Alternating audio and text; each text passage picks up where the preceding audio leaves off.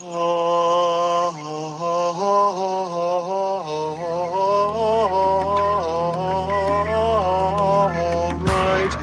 then. Stuck him in the head with a crankbait's what happened, and now I'm about to rip it out of his head. There he is. That's on me. I'm so sick.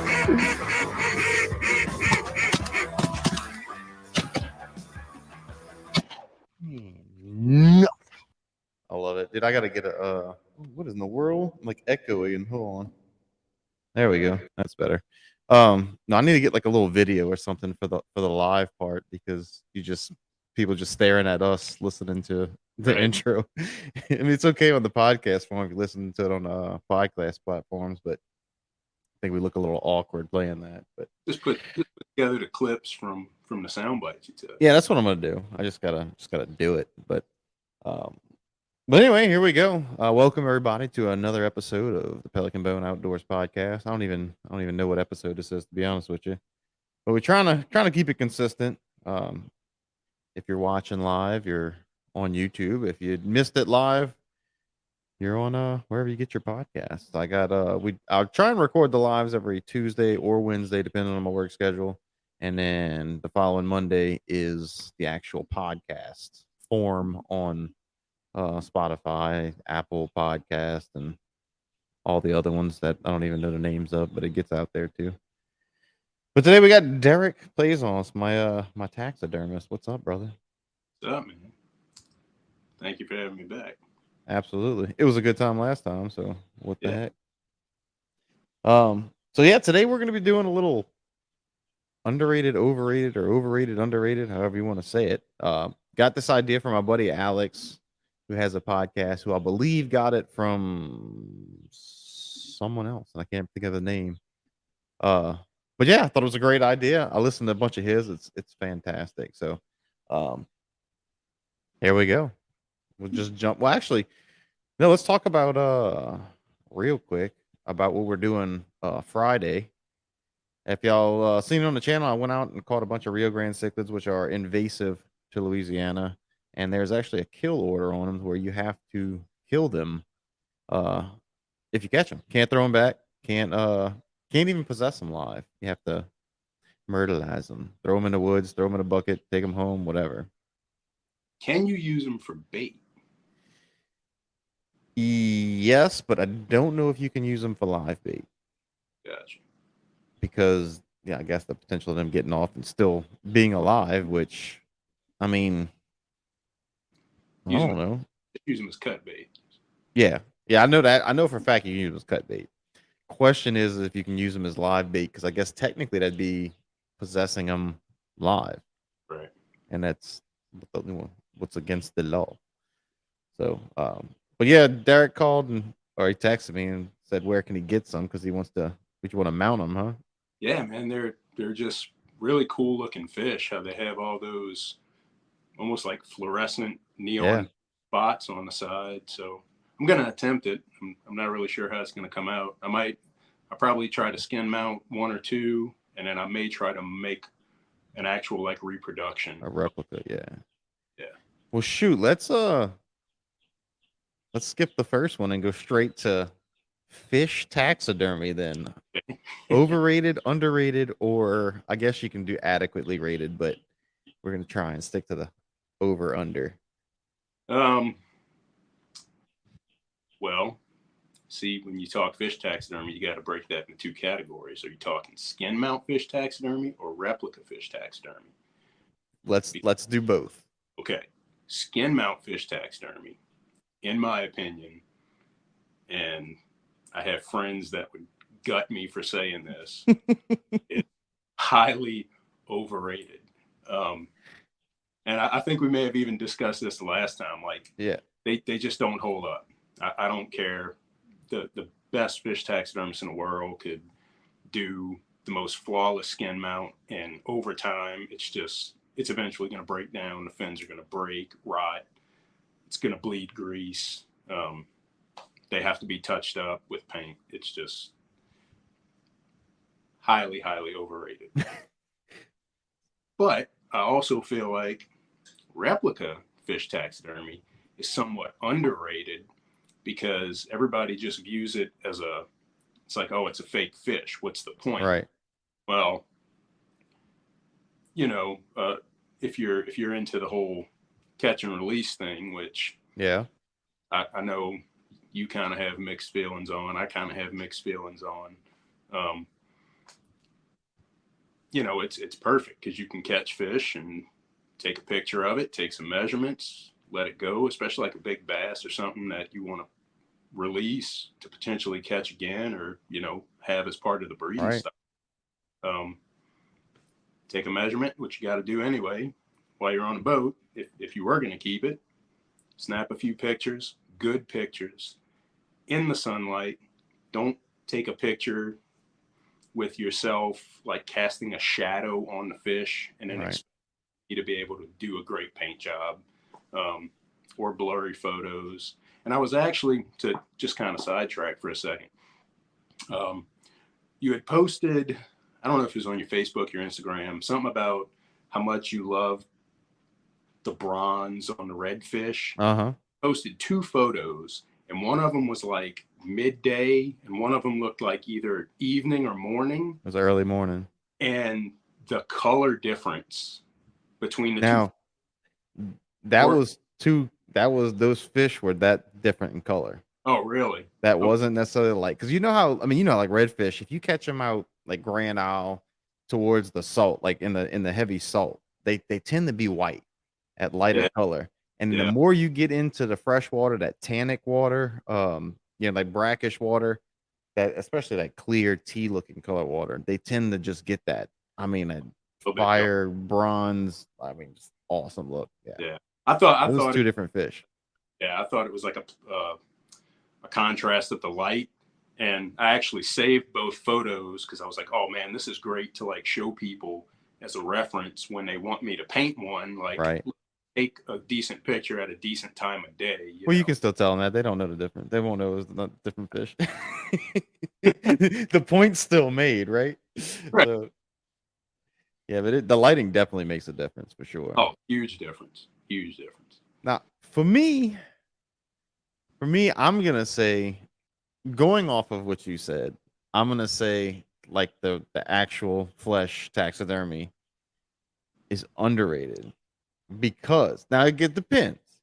Like me, I love it. Like this fish behind me is, I mean, no one would pay money for it because the fins cracked. There's some of it split. You can see some of the styrofoam inside. Right. But I love that. I love that old look. You know, like I love old taxidermy. That $5 garage sale taxidermy. Yes, that's aged. It's been dropped a couple times. I mean, that's me. I mean, shoot, I got a deer mount downstairs hanging, you know, because my house was raised, so it's outside in the elements, but under my house, that I found in the marsh after Hurricane Ida. Like it came out of somebody's camp, and I went and salvaged it, and I put it up. It's still got marsh grass and everything on it. I love it. Awesome. But going off also what you said with the replica, that makes sense with, you know, like bull reds. I don't keep bull reds anymore. Yeah. Just because there are breeders, and that's, you know, they're constantly talking about studies are showing that where our redfish population is starting to suffer. So I don't keep any more bull reds, anything 27 or over. And even if I'm catching, you know, a lot of fish, I'm not even gonna keep a 26 because, you know, he's almost there kind of thing. You know, I'm getting real picky on which ones I catch. So it would be awesome if you catch this, you know, awesome looking redfish, especially if they got like cool spots or cool scars or something like that, that you could that you could just take a bunch of pictures of it and get it mounted. Yeah, I've got a 42-inch redfish I need to paint soon. I needed to paint it a while back, and I've just been neglecting it. Because man, it's a job to paint those big fish. It really is. I bet. It's airbrush? Yeah, it's all airbrush. I use some spray paint. I use a lot of like women's makeup, glitter, really, powder. Yeah, it's just a combination of things just to get those iridescent effects that are in the scales and stuff. But it has a perfect, like the photo I got is the black spot on the tail is like a perfect heart, like somebody. Oh, that's awesome. Yeah. So, Yeah. That's awesome. All right, before we move to our next topic, I need 10 seconds for me to go grab my coffee. Hold on.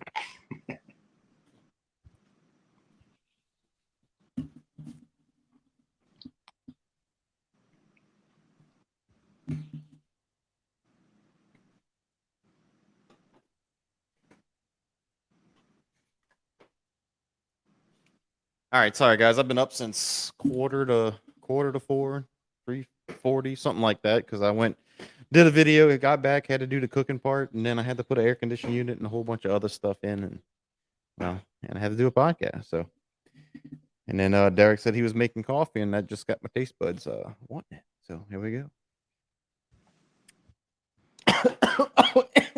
Then I choke on my coffee. That's awesome. So better time to choke. We're not going to discuss it because I'm sure we both agree coffee is neither underrated or overrated. It's just necessary. Yeah. Coffee's in a category of its own completely. Right. Like, it is necessary for life. So regardless of how you feel about it, it must be consumed. That's right. Pirogues. How do you say that word? All right. So I had a feeling you were going to ask me that. I feel like it depends on where you're from. Oh, absolutely. Okay. So like I live on the North Shore now, and I work in Baton Rouge, and everybody up here says Pirogue, and they like pronounce it Pirogue. They say it's right. Stupid. So if you're listening and you're from up here, I'm not even sorry. It just doesn't sound right. But you can't pronounce the G too heavily either. So the way I was thinking about it is you have to say it fast enough to where nobody really knows how you pronounce it. If you they're not sure if you said the G or not. Right, just Piro. So I say Piro. I don't say the G. Right. But I don't say it slow either. I say Piro. You don't really say the G, you just kind of hit the G slightly. Yeah, in passing. You're great. Because I've heard Pirogue. Pirogue is the three. Pirogue is just people who don't have no idea what they're talking about. Yeah, they're just from another state and they read it. Out of state, north of Alexandria. Right. Those. Yeah. And for people who don't know what a Pirogue is, it's I guess it's basically a low profile Cajun canoe. Well, I guess they're originally made out of cypress or something. Yeah, like a bit more comparable to like a cypress dugout, I would say. Right. You know, which how they originally started, and then that was modified into what we know as a pirogue now. Yeah, now you got aluminum, fiberglass.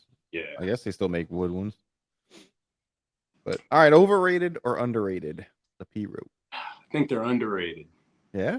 Yeah, because if you think about it, they only really exist here.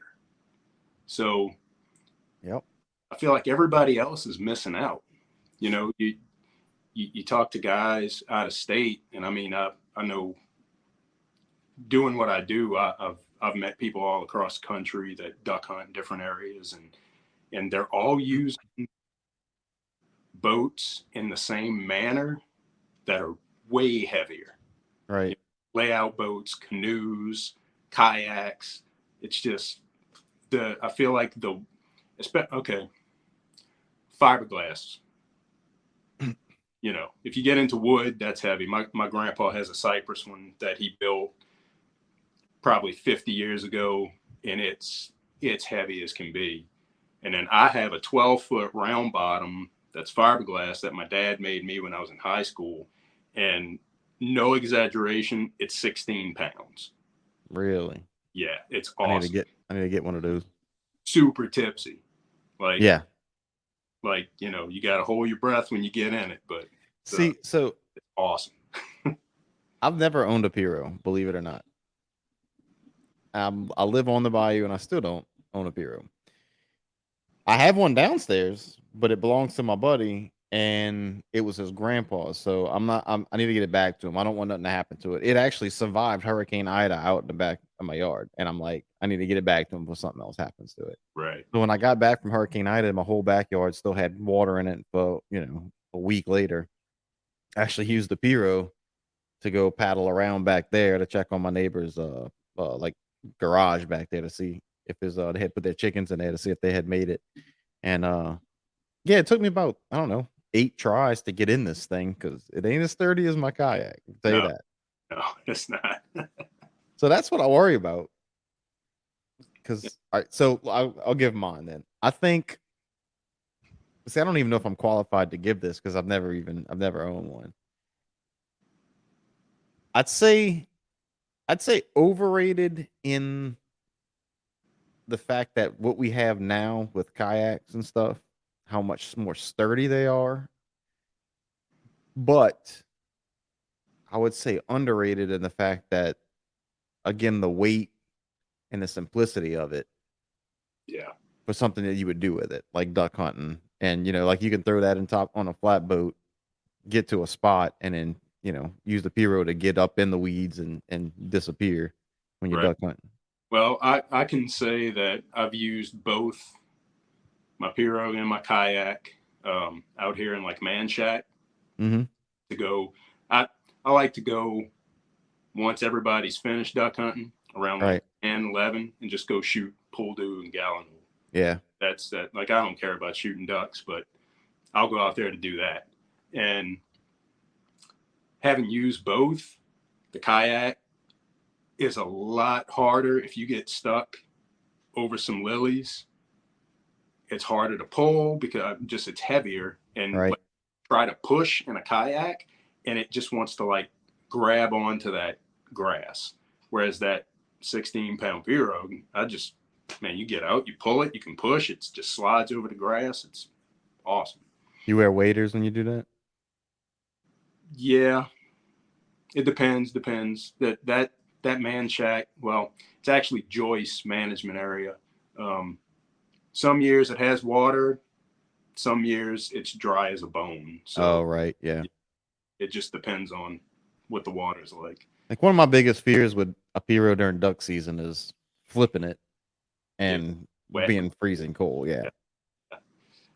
So, because my kayak, when I go duck hunting, I have in my blind bag, I have vacuum sealed uh Dry change clothes. of clothes Yeah. because I've I've fallen out before. As a matter of fact, the very first YouTube video I did was opening day of duck season, and I was trying to throw out a jerk string of ducks, and it got caught, and I lost my balance on the bow of the boat, went in, and it was like 50 degrees outside. And if I wouldn't have had those extra clothes, that'd have been the end of that hunt. Yeah. But I've had hypothermia and I didn't get wet, and ooh, it yeah, absolutely sucks. Like, I was down and out for probably 2 weeks afterwards. really. Yeah. Yeah.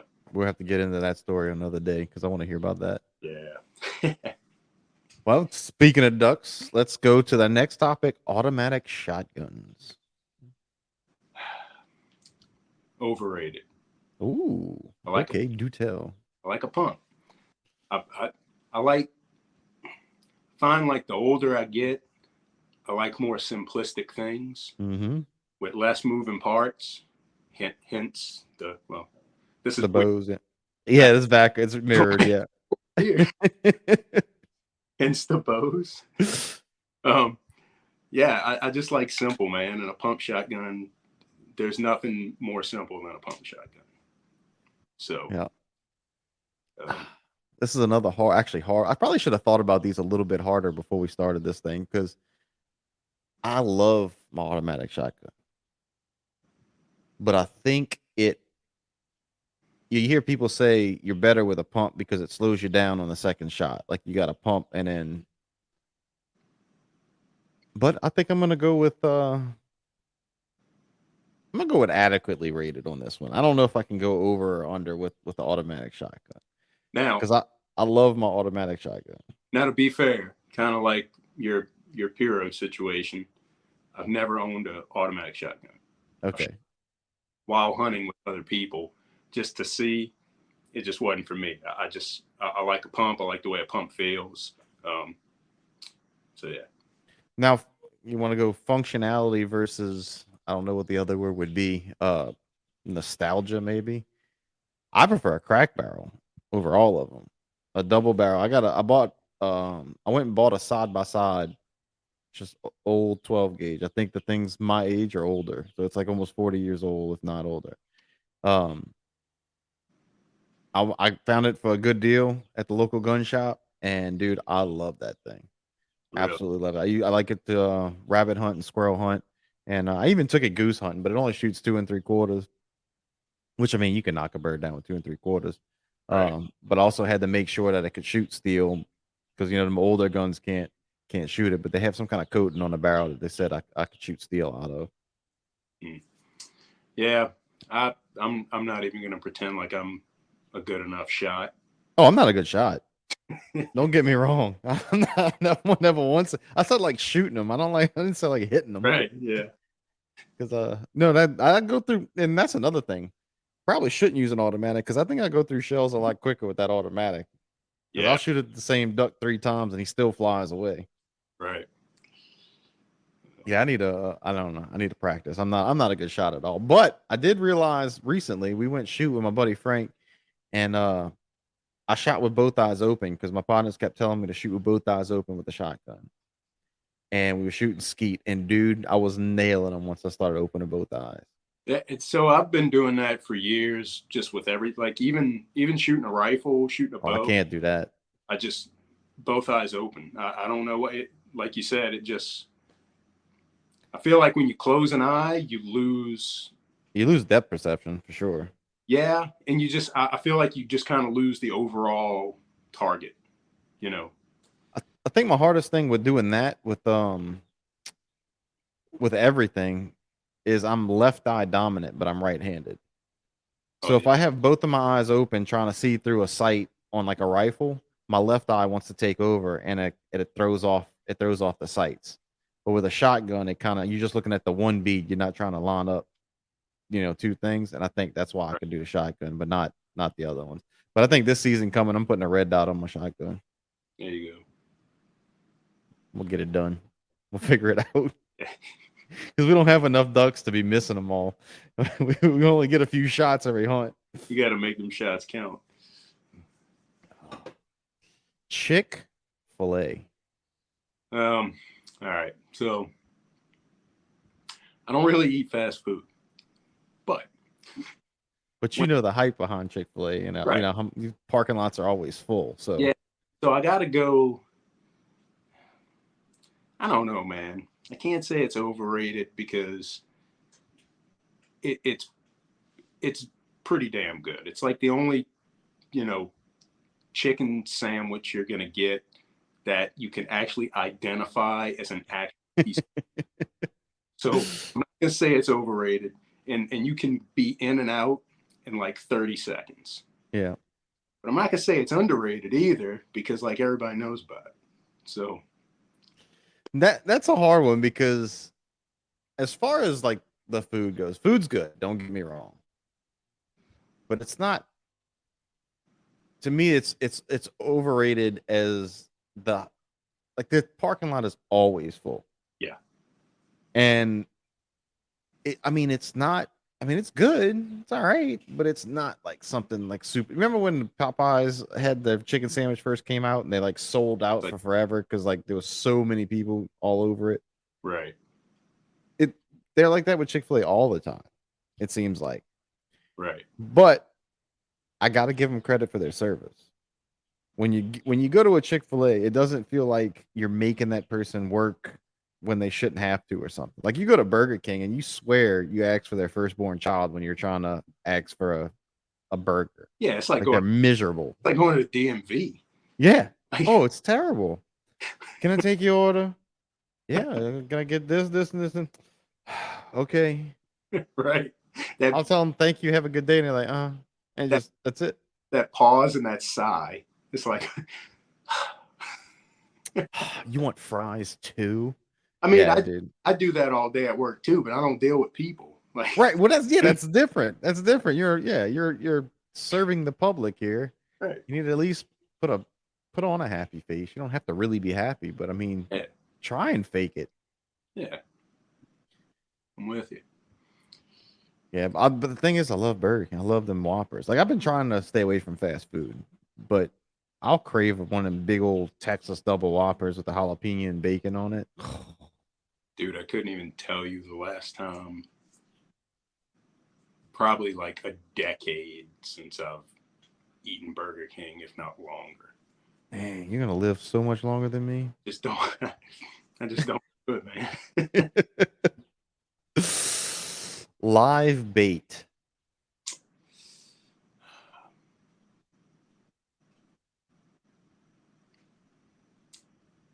And I don't know. I feel like live bait doesn't live long enough to be considered live bait. All right, let me rephrase that.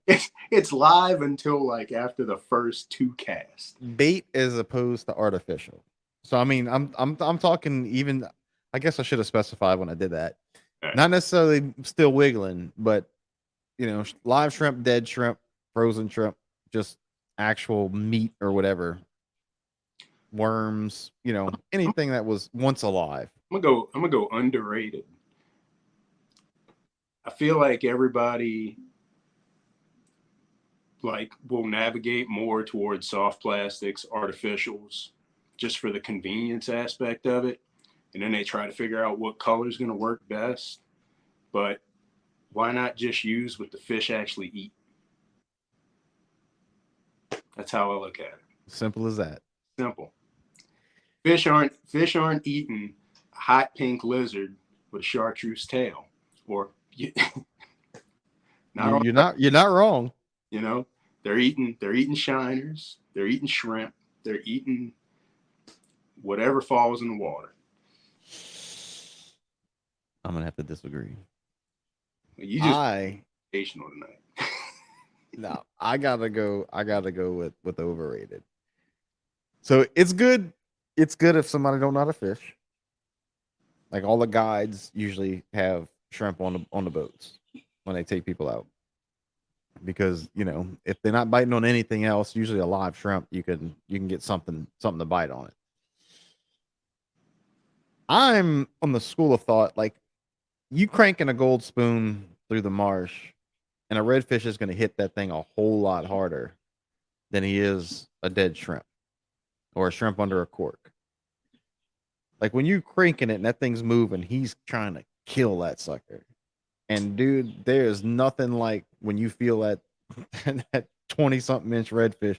They don't even have to be a bull red, just 25-inch redfish cream one of them moving, artificials. Dude, there's just nothing like that. Right. And that's my biggest reason why I like artificial. But I feel like spoons and spinners and things that flash is a whole separate category. Still artificial versus. I get it, but like a plastic worm isn't shiny. But neither is a real worm. Fish aren't intelligent. Well, that's true. But I don't know. There's all kinds of studies with still going on with colors and what the fish actually see as far as colors. I have to see if I can find it. I have it was on TikTok or Reels. They took basically the rainbow color spectrum and they started at the surface of water and went under, and as it goes down to see how the colors change.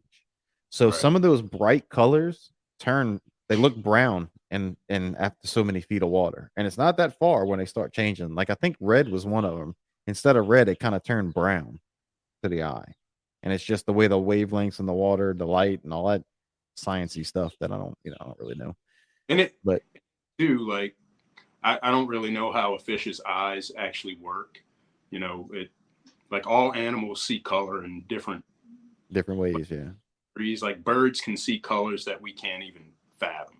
Mm-hmm. And deer can see UV, violet spectrum, and all this stuff. So I don't know. I would assume fish because, when you first pull a fish out the water and it's super like agitated, mm-hmm. It's as vibrant and colorful as it's going to be. Yep. And you put it back in the water and it just kind of dulls out and it's not as bright. So I would assume that they can see those changes in their own color for like defense mechanisms or survival. You know, if one fish sees another fish light up, so to speak, and I'm just talking out my ass, Just but spitballing, yeah. good. You know, I would assume they see one fish, you know, change and they all freak out. Right. Like a warning. Yeah. Yeah, I don't know. I've been wanting to try and get a biologist on here. I'm trying to find a biologist that I can get on here. I think it's gonna be tough trying to get a wildlife and fisheries biologist because they got to go through hoops for wildlife and fisheries to get permission to do these things and all that stuff. But if I can find a like a private biologist, I'd like to get them on here. Yeah. Talk about that crazy stuff. What's up, Dat? Welcome, man. My boy. All right. Bass Pro / Cabela's. Overrated. I don't even have to think about it. No, don't.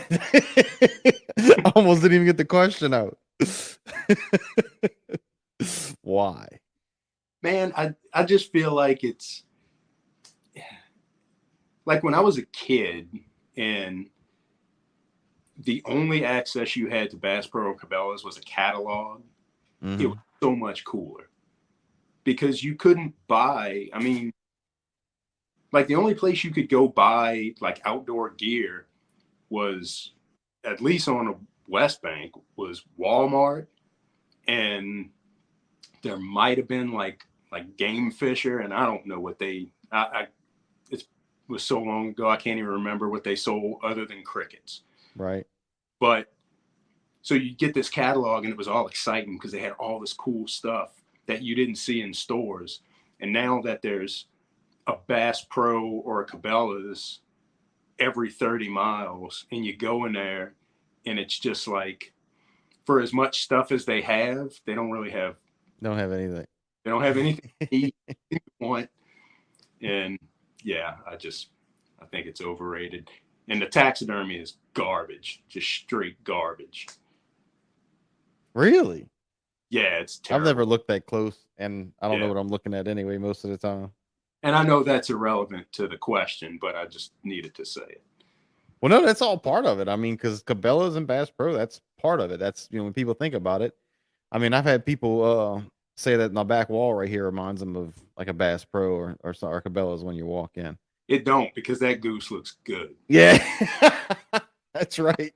That's right, man. I got the goose. I got the coyote over there in the corner. I need to put that one up one day. Put the coyote on the table right there, and even that little skull right there, that little coyote skull. That's the one we found when you and I was squirrel hunting that day. Oh, and yeah. I glued the two pieces of the bottom jaw together and glued it to the top. Yeah. That's that day we had Waylon out there with us when we didn't shoot any squirrel. We saw one squirrel that day. When that skull was the only thing we brought back. Yep, that was it. No meat. And a dog full of briars. Yeah. Well, oh, jeez, he's like Velcro with them daggum things. So I'm gonna go with.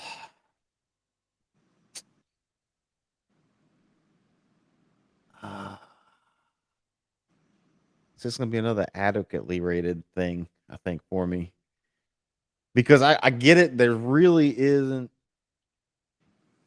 It's a big, like you said, it's a big place full of nothing, but it has more than any other place around me that I've been to.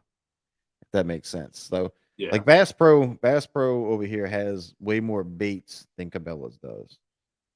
Yeah, which I like that. I mean, I like to be able to go look, and I don't hardly ever buy a whole bunch of them, but I like to be able to look and see what they got with everything. Because as great and convenient as Amazon and online stores are, I still like to go to a store, put my hands on it, and walk out with it. Yeah. So for that, I love that. And then I do like that nostalgic feeling. I like walking in there with the taxidermy, with the old stuff on the walls. I mean, that's why I made that backdrops, because I love the way that looks. I love the way it feels. It just feels like a camp. Feels like, you're out in a cabin in the woods or something. And that's what I like. It's like it's more about the experience, I guess, than the stuff they got in there. Plus, their beef jerky is really good, and it's like cheaper than most. Yeah. Well, and two, if you go in there, they're gonna have stuff, which I can say is like the plus side of it. They're going to have stuff that you can't get locally. So, you know,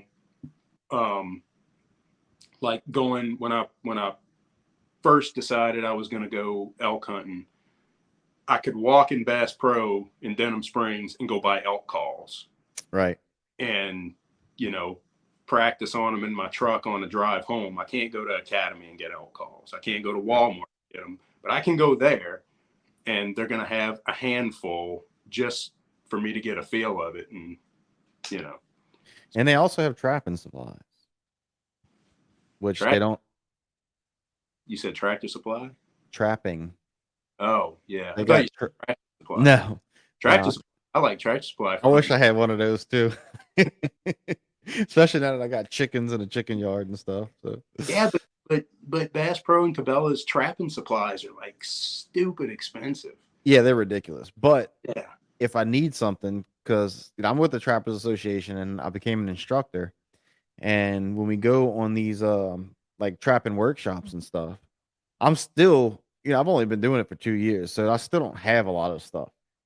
So if I need like these little S hooks or anchors or whatever, that's a place where I can pick it up on the way and go. Right. Because I mean, we're all the way on the east side of the state, and everything we go to is at least past Gonzales.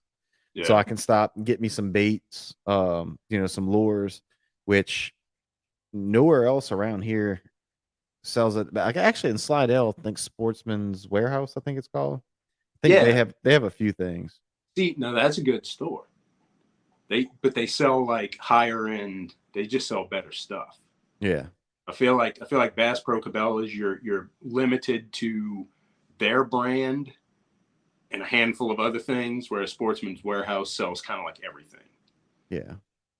Well, Cabela sells Sitka, which, I'll probably never be able to afford, but I really, really want some. Yeah. And I don't know. I got mixed feelings about. That'll be on the next overrated, underrated.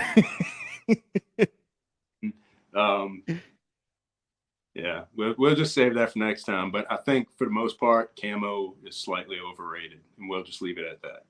Camo in general, or their camo? Just in general, for really. Yeah. Yeah. Oh, that's interesting. Yeah, that's interesting. I'm gonna have to write these down. We'll have to do this again. Write that down. Sitka and camo. All right, next up, roundabouts. Dude, I'm all for them. Yes. I think they're highly underrated, but I don't think that the human species is mentally capable of using them to their potential. Because I've got one not a mile and a half from here, and it's like people have never encountered it before. There's no stop sign, and everybody stops. Everybody. That's hilarious. It burns me up, man. Because they're not for every intersection. That's for certain. I mean, you can't use them on like an 8-lane highway, obviously. Right. But for a lot of those small intersections, especially in country towns, like you can eliminate a red light or the stop signs and use a roundabout. I love them. I think they're fantastic. They're great. They're awesome. Yeah, they're definitely highly, highly underrated. The people who use them, not so awesome. Well, people suck. Yeah. That's just in general. The individuals okay, but when the masses we're just stupid. Yeah. I'm with you. We're our own worst enemy. Short form videos, like short form content, like TikToks, Reels, and Shorts. So I don't use TikTok. There was like a threshold I hit somewhere around Snapchat where I was like, I'm done with, like, I don't care about anything beyond this. Right. I didn't get it, and it seemed like complicated. And I'm like, why do I want to see a 10-second photo of somebody randomly followed by a bunch of cartoon versions of themselves. Because we're getting older. Dude, I just don't care. So I was like, I'm not doing Snapchat. I stopped at Instagram, and that's pretty much where I'm going to live and die until that goes away. I don't do TikTok. I don't dance. I don't care about dancing. So like, but I mean, you consume the reels on Instagram, do you not? I mean, it's almost impossible not to now. Yeah, you kind of have to. Because every video is a reel now. Yeah, and I get sucked into like the funny, the stand-up comedy stuff and that kind of. But as far as like whether I think it's underrated or overrated, I think it's, I don't know, man. I don't know. I feel like it's a detriment to our attention span because now if I watch like a YouTube video that's like 20 minutes long, I'm like, dude, I don't have 20 minutes to watch. Right. Yeah. But I can watch like a 15-second reel of something and get the gist of it. And I hate that. Like, yeah. So I'm gonna go with overrated. And a lot of it has to do with what you just said. So I'll look at YouTube and like you said, come across a 20-minute video. Oh, that looks interesting. Ooh, that's 30 minutes. Right. I don't know if I want to sit there that long. But I'll get on Reels and watch it for an hour and a half before I even realize that I'm still flipping through it and really have gotten no benefit other than my mind melting in front of it. You didn't learn anything. No. You learned absolutely nothing. And you could have spent that hour and a half watching like something on YouTube that's would like teach you something. Yeah. You know? Yeah. We should definitely shorten our attention spans. Yeah. It's good. It's I don't know. I honestly wish they would have banned TikTok just because I want it to go away. I don't know if it would be a good thing or a bad thing or what Pandora's box that would open if they banned it, but it'd be one less platform I got to worry about. Yeah. Because I only use TikTok to try and get traffic to my YouTube. I mean, that's my main, I like Instagram. YouTube's my main focus. Instagram's my second. And then like Facebook and TikTok is basically just trying to get traffic to the YouTube channel. Yeah. It's a hard thing to do, man. Like when I was like very focused on my taxidermy business, which I've kind of, that's a story in itself, but I kind of shut it down. I'm kind of still doing it. I got really good at telling people no. And I'm kind of at this point now where I'm only working on stuff that I really want to work about. Right. And like get excited about, and just not have to deal with people I don't know and chasing people for payment, all that stuff. But it's hard to get, it's hard to get the traction. It's hard to get people to like look at your stuff. Right. And it's frustrating because you look at somebody who may be doing something, like, man, I know some of the best taxidermists in the world.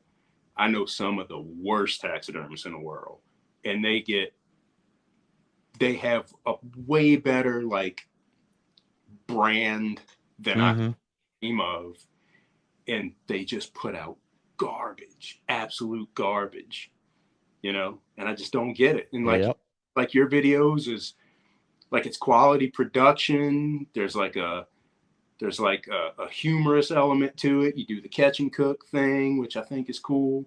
You're like highlighting the invasive species thing, like with the nutria, the cichlids, all that stuff. And I feel like there's somebody out there that's putting out crap that's doing better than you, and that makes me mad. Well, I appreciate it, man. And it's like what encourages me is you're not the only one that said that. I've had quite a few people who've made it on YouTube tell me that. I don't know. It's either just not my time or somebody over at YouTube just decided to hate me. I also think, and this is getting more into like just culture, stepping outside of the TikTok, everything. But I just feel like people in general appreciate watered down, just like talentless crap more than they appreciate some people who actually put forth more effort. It's probably due to TikTok. Like if you look at popular music, popular art, popular TV, like it all sucks. Yeah. You know, same thing with the, you know, the taxidermy, the content you produce. You know, it's like the good stuff doesn't get the recognition it deserves. Not saying that I'm like the best, but I feel like with what I do, I'm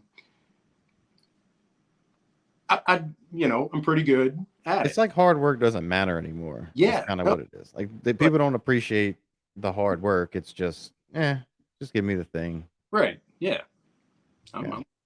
Yeah. Yeah, I'm picking up what you're putting down. The world sucks.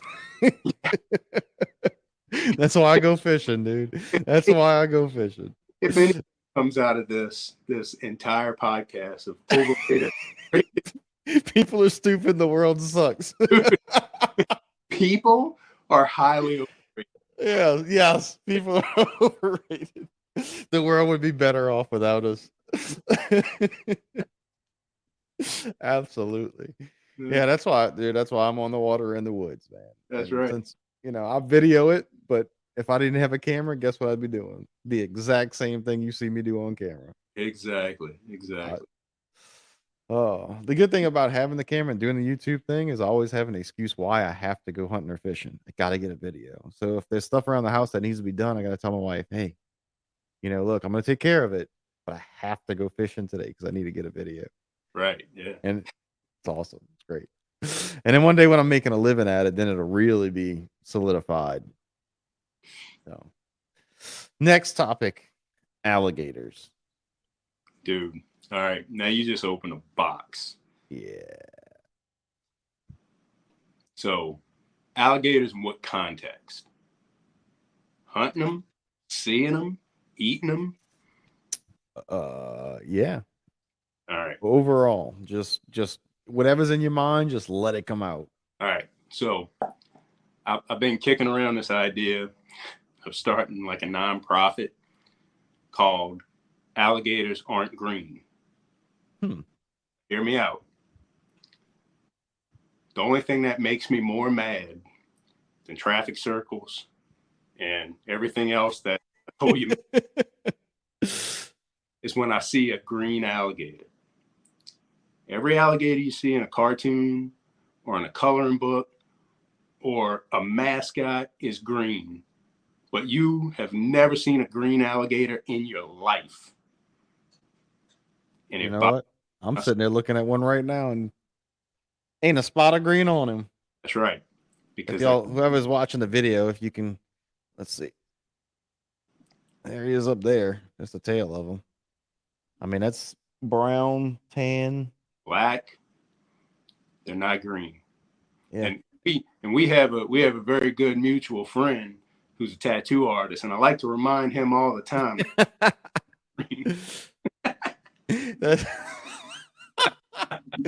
Oh, dude. Oh, yeah. I'm gonna. Yeah. Dude, that just overrated. Burns me when I see a green alligator. It's like if you would have grown up knowing what a polar bear is, right? But every time you see one in a cartoon, it's blue. And every time you see the icy polar bear or the Coke polar bear, it's blue. And people try to convince you that that's normal. It's not blue. Dude, this has never even crossed my mind before. Well, that's why I'm saying it. Because think about this. Because it's stuff that keeps me up at night. Oh, that's fantastic. Now, back to the question. Oh, man. I think alligator meat is overrated. I think hunting alligators, I've never done it, so I can't really have an opinion. Before you go any further, Right. The lottery is open for alligator tags right now. But there's a problem to that. What's that? Because when you draw the tags, you have to go to that mandatory meeting, and it's the first week of September, and I'm in Colorado elk hunting, and I don't care about alligators. I don't remember if he had to go to a meeting last year. Well, I know the last time I applied, I which don't is think they do that it's anymore. been a couple years, it said you had to attend a mandatory meeting on, it was like the first week of September on like a Wednesday. Yeah. And, I don't care Hmm. enough. All right. Well, if you ever decide to do it, just Right. get the tags and I'll take you in the boat. There you go. So, but anyway, go ahead. And I'm sorry to cut you off. I just got excited there for a second because I think the meat's kind of overrated. I feel like it don't really taste like anything. It's just me. it tastes like a fishy chicken. Yeah. It tastes like it wants to be a frog leg, but Didn't quite make it.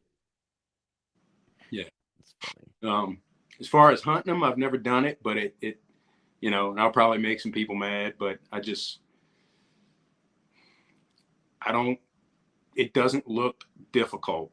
Like you just It's hang not. rotten chicken, and then you drive up, and if the chicken's gone, you pull the rope, you shoot it.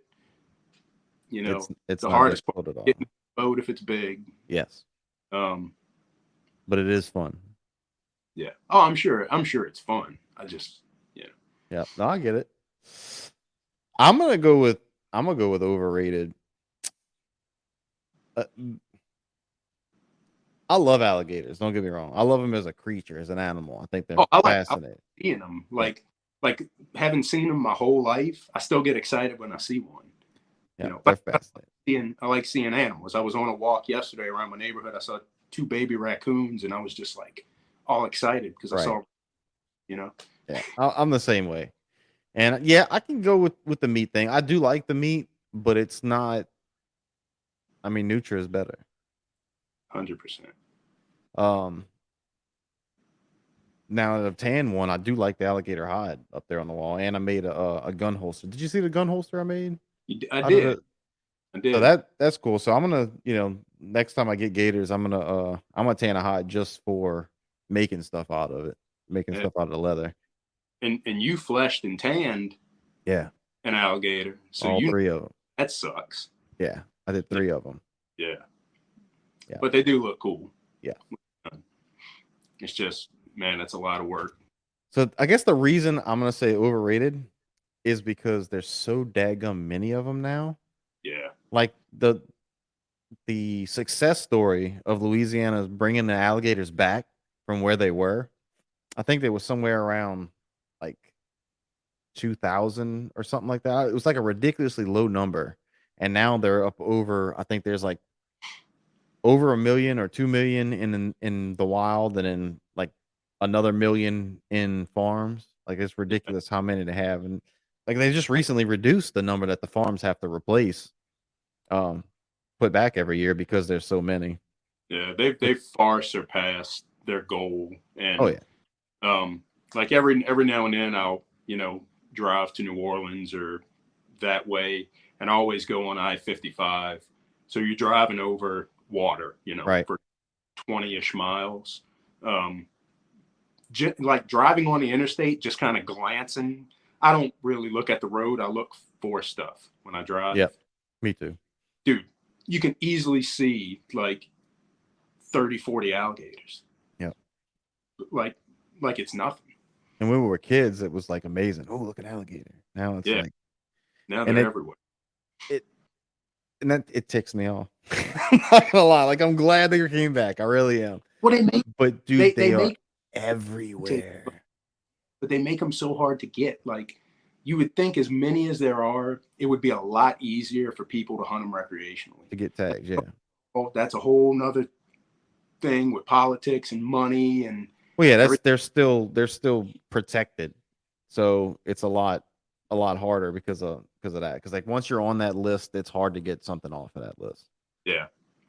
But they my biggest issue lately is I got my mom bought it for me, but it was a pretty expensive dog that you got to meet in Wayland. And dude, his drive is up.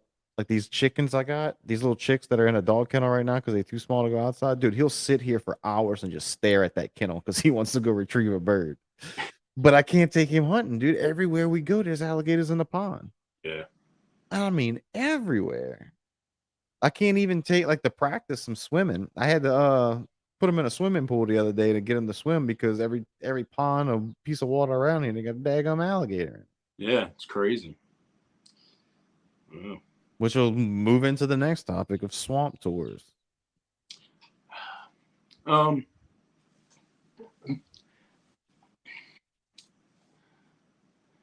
You know, I know this is overrated, underrated, but I feel like I don't really have an either on that. Like I think swamp tours are cool because it for a touristy thing, you know, it kind of gives, you know, it's like tourist revenue for communities like eat and stuff. I think that's awesome because people are just in awe of the stuff that we take for granted that we get to see every day. Yep. You know, and if you step back, you know, when like no different than you or I going somewhere else and being amazed by trees or we don't see, you know, same thing. So I think that's cool. And like we went down to, my brother-in-law lives like south of Miami, and we went down there like right after Christmas, and we did like a swamp tour airboat ride through the Everglades. It was awesome, like totally awesome. So I think in that regards, they're kind of like, I think most people would view them as overrated, but I think they're kind of underrated if you like truly appreciate that sort of thing. Right. I have to go with the swamp tour itself for, you know, the people who participate. I think they're underrated. The swamp tour companies are highly overrated. Great. And here's why. There's a couple problems. One is those freaking airboats. Okay. They're fun to ride on. They're cool. But they're so daggum loud. And we have canal right here by my house that they're not supposed to be in because it's too close to houses. Dude, them things rattle my windows when they're in that canal and they're not supposed to be, and they kick it into high gear and take off. Yeah. Drives me freaking nuts. I hate it. And they're everywhere. Everywhere. Like you can't go anywhere in Lafitte. I went down to out of Bayou Gosh into Zalman's, and I'm fishing over there and a freaking swamp tour comes by out with the airboat. Yeah. Drives me nuts. Now in Westwego, they got both that launches out of Westwego, but they got the pontoon boats, which I'm all for. Me, I would rather do a swamp tour on a pontoon boat. Yes. If I wanted to go on a ride on an airboat, that should be like a separate thing to me. Yeah. But a pontoon boat, you can actually hear yourself think. You can hear the guy talk to you. You know, to me, like while you're going, he can be, you know, teaching you about this and that. Learn about what you're seeing instead of just seeing. Yeah, because the airboats, I mean, they just haul butt until they get to a spot, stop, then they'll turn the engine off and talk to you. But it's different if you're going down, you know, this is a cypress tree, blah, blah, blah. This is this kind of bird, whatever. You can't do that in an airboat. I mean, they're fun, but I mean, I think it takes away from the experience. Yeah. The second thing I hated those tour guides, the swamp tour people, is they feed the freaking alligators. Dude, yes. That burns me up so bad because all they're doing is habituating them, and somebody's end up getting killed. It's two things. Somebody's going to get killed or hurt, or if it doesn't even get to that point yet, they're going to have to kill the alligator just because it's getting too dangerous. And you know, it's so easy to tell where they're doing it because I'm in my kayak most of the time. A lot, more than in my boat, I'm in my kayak. Kayak's 14 foot long. I've come up to 12-foot alligators, and they go under and swim away. Yep. They're natural fear of humans. Even if they're not sure I'm a human, I'm a bigger alligator than them, technically, you know, something on big top of the water. So they duck and go. I was in my boat one day, and I go in this little canal I've never been in before, a little dead end canal. As soon as I kill my motor, 2 alligators swim straight to my boat. Like that's completely obvious that they're looking for food from people because no alligator would naturally do that. Right. Because they have a natural fear of humans. When you go to places that have bears, they tell you don't feed the bears. Right.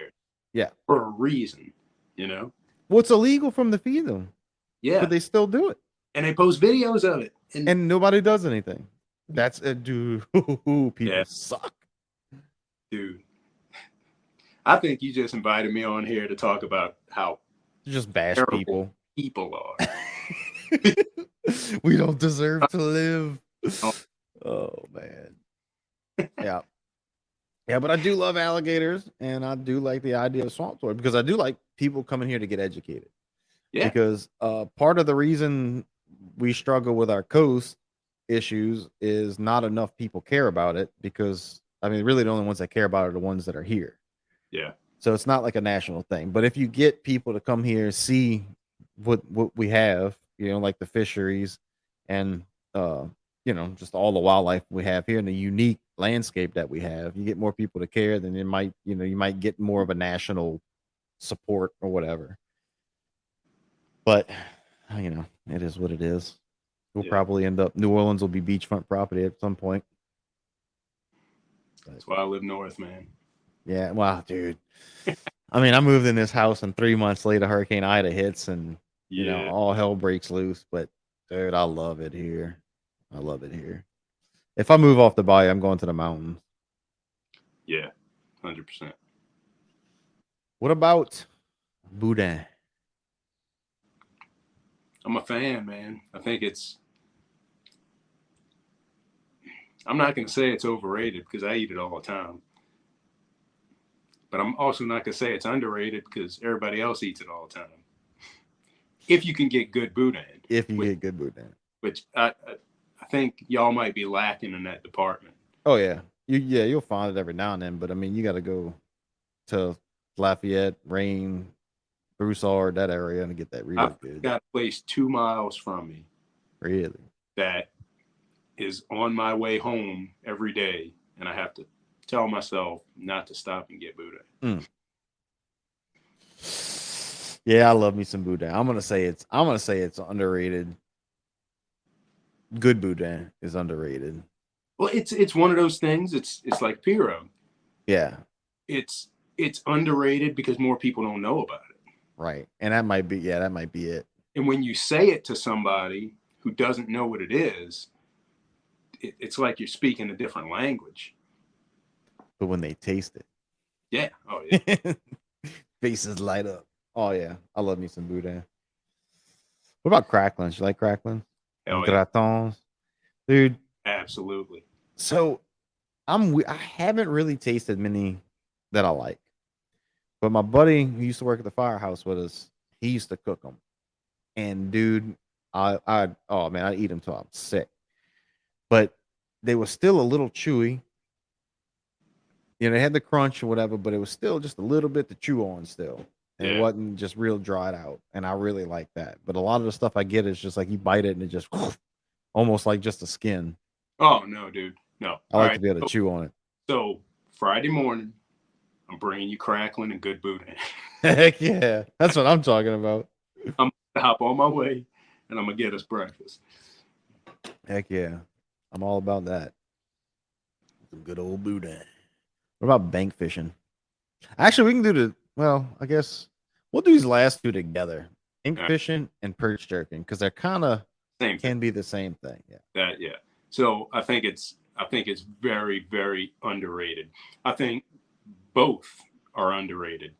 I feel like most people view perch jerking, bank fishing as like something you just do with kids to get kids. Mm-hmm. Dude, I will do that over any other form of fishing. I'm not interested in going like wait, like cast and just sit there and wait for a bite. Right. Or like bass fishing doesn't really do anything for me. But man, to go like find a spot where you can catch a whole ton of bluegill, sign me up all day. Wait till Friday, dude. Love it. Friday's gonna be sick because they got a lot of perch in there, but they just so many cichlids that they've taken over a lot of them. You'll definitely catch more cichlids than you will perch. And by the way, if anybody's listening to this who's not from Louisiana or the South, what we're calling perch is bluegill or little sunfish, panfish. Because I know we actually don't have perch. No. Perch is that yellow green fish with the stripes on it up further up north that I just just found out about like last year. Did because that's all we call it. If it's not a sac-a-lait, which is crappie or crappie to the rest of the country, it's not a sac-a-lait. Well, yeah, if it's not a sac-a-lait and it's a panfish, it's a perch. I mean, they call those cichlids blue perch. I've heard people calling that before. I have taxidermy friends like out of state, and they're just like, y'all just say everything wrong, or you just make up words for. They're not wrong. Just make up words for something, I'm gonna have to write a book on all the things that Louisiana people say different. I mean, a lot of it's due to the French, right? But I mean, we also have what Spanish and German heritage in South Louisiana. Yeah, but a lot of it's, especially the way, sac-a-lait, poodoo, dogri. I mean, it's all French. Yeah, that's all French. Yep. Yeah. Yep. But man, I just some of my best memories as a kid is just go and catch perch from a bank somewhere, like off the new highway where they got the levee on both sides. Right. That it's all like fenced off and stuff. Yep. 30 years ago, that wasn't fenced, and you could walk that entire levee both ways, both directions, and just. So when's the last time you've been there? Man, I drove down to Lafitte like 2 weeks ago, but I think we took the whole highway down. So it's a park now. Oh, really? It's called Parc des Familles, and you can go in there, and they just built a kayak launch and everything. Really? So you can launch in that, because that's actually a bayou. That's Bayou des Familles. It looks like a drainage ditch, but it's the bayou. Well, they built a fishing pier and a kayak launch, and you can fish that. And actually, the gate that if you're heading towards Lafitte, the gate to the left, there's an opening for you to go in. They actually have a trash can out in front of it. Like they allow you to go park and go in there. Oh, really? Yep. There's people fishing it all the time. They got cichlids up in there too. Yeah, dude, we used to fish that all the time when I was a kid and just wear them out between the bluegill, goggle eye, and sac-a-lait right there. Man, it was awesome. Yeah, I meant to say both of those are underrated. Even bank fishing, not just perch, but bank fishing in general. Because before I got a boat, so growing up, my grandpas had boats. My mom's dad had a camp out on the school bus canal out of Lafitte, and my dad's dad had a camp, but that was before my time. So they were all fishermen. We went fishing. Then they kind of grew out of it, got out of fishing, and I went with my uncle all the time in his boat. Well, he passed early. He was actually younger than me when he died, younger than I am right now when he died. And that was my fishing buddy. So after that, I didn't have any way to go fishing. So it was all bank fishing at that point before I discovered kayaks. So we'd go, it was nothing. I'd go to Fouchon, Grand Isle if I wanted to go catch redfish. And because down there, you can just pick a spot on the side of the road and start fishing. And you just hit the spots and find it. So it's, I don't know, it's something I do enjoy about bank fishing. Yeah. Now I prefer to be in the boat most of the time, but I mean, if you watch my videos, I'll still go beat the bank. And then perch, man, that's you get in a mess of perch, and it's just and they're so freaking delicious. So good to eat. Yeah, like so delicious. Whole or fillet? And I've always eaten them filleted. Yeah, and whole. That's a lot of work, man. Dude, I tried it the other day. I got it on. It's one of my videos, recent videos. I don't care for it. I don't like the bones. Yeah, I want to be able to just pop it in my mouth, little fish nugget, just pop it in my mouth and get on with it. And he's you ever had the cichlids? You ever ate them? No. It's pretty much like, I don't know if I'm gonna have to cook them side by side, but I don't think you can tell a difference. Just a little panfish. I would imagine it'd be similar. I mean, it's similar size fish. I'm sure they eat the same stuff. And yeah, their meat's a little bluish. Yeah, it's got like a little hint, like a little bluish tinge, not like super blue, but so if you're gonna mount the fish, so like we were talking about earlier with the fish when they're bright and vibrant, and then you pull them out and they're not. Like them cichlids look amazing when they first come out of the water, but then you throw them in an ice chest and they just dull. Yeah, that blue almost turns gray. Yeah, you got to paint them anyway. But yeah, you paint like actual flesh mount fish. You still paint them? Yeah, you have to. They okay. completely fade out. Oh, Once a fish is dead and like you skin it, they turn like an ashy gray color. yeah. You can still see, like on a bass, you can still see the pattern, like the side bars and all that stuff. The belly spots, you can see like a contrast of dark, but there's like zero color, very faint color. So you gotta paint the whole fish. Them cichlids, hopefully they'll at least hold the spots where you can see the spots and just It'll hold the paint spot. the spots. Yeah, but I'll have to paint it. But man, I think it's gonna be a nightmare to paint. But I'm kind of up for the challenge because they got a lot of spots. Well, the good thing is it's not for a client. You can take your time with it and Yeah, do it at will. I can mess it up, strip the paint off of it, redo it. Yeah. Well, I'm gonna wait and see how it comes out then before I get you to do one for me. Because I think that would be awesome to have up on the wall. Yeah, man. And they got some pretty big ones in there too. Something you never see. I mean, yeah. I like working on random stuff. Yeah. Most people don't have. Yeah, they got a I got that little ugly stick as my ultralight. And when you get, one that big or bigger, man, that thing starts that drag starts pulling out like you got a big old bull red, man. Oh, it's a blast. But yeah, we're gonna tackle that Friday. And y'all be on the lookout because that video will be out not long after we film it. That's gonna be a good time, and I'm gonna cook them up. So, but that's all the topics we have for today, and that's our time. I'm gonna respect Derick's time, get him off of here, and yeah. So, like I said, we try and film this live every Tuesday or Wednesday, depending on the work schedule. And if you miss it, then it's always on wherever you get your podcast the following Monday. But man, thanks for coming on again. Yeah, I just want to say one last thing. Yeah, do it. If you see your kid, I'm talking to the audience. Mm-hmm. If your kid picks up a green crayon to color an alligator, punch him. Dude, I'm gonna think that now every time I see an alligator. Like I'm gonna mess with people in their tattoos. That lying is wrong. Oh man. Yeah. Dude, thanks for having me again. This is fun. That's good stuff. Yeah, I'm gonna have you on again, dude. We'll do this again sometime because trying to keep this consistent. I need guests, and it's a good time, man. Yeah. It's always good to have good conversation. So I'll send you a list of people. I know some interesting people who are okay. Yeah, definitely involved with all the hunting, fishing stuff. So yep, that'll be great. All right, folks. Thank you so much for listening. Thank you so much for watching, and we'll catch you on the next one. Bye.